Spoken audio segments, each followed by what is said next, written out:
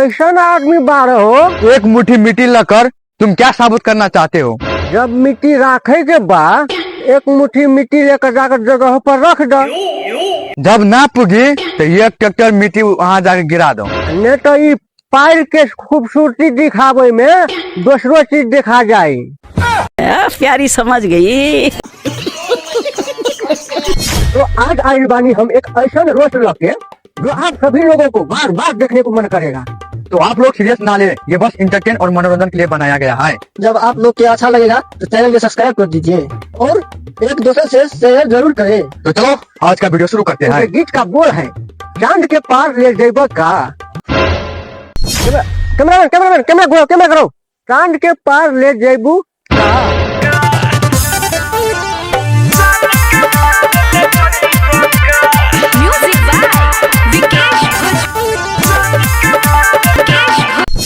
अरे यार दिमाग खराब हो गया।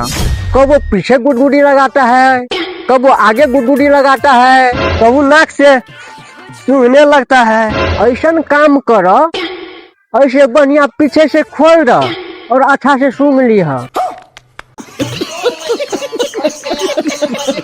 हाले में शादी भइले हालही में गावाना में शादी भइले हालही में गावाना। अच्छा ऐसे नदी में जाकर कार्यक्रम करने गए हो? क्या बात कर रहे रे बाबा?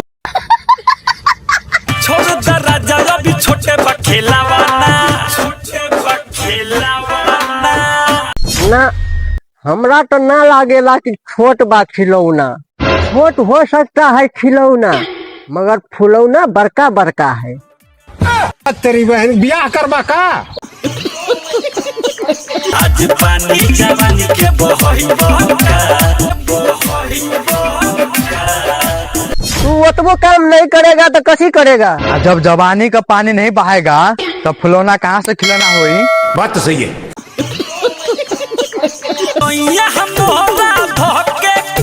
अच्छा घोड़ा पर चढ़ई बहका घोड़ा पे चढ़ाई ना, तू तो जाके खुद घोड़ा पे चढ़ गईलू। बस करे का जरूरी बा। बात तो सही है। एक रात में चांद के पार ले जाइबोगे। जा तू चांद के पार वाला बात करेला। हम तो सोचना रही एक रात में सूर्य देवता के दर्शन करा दे। बात तो सही है। कच्चे उमर पावे हमर ये राजा।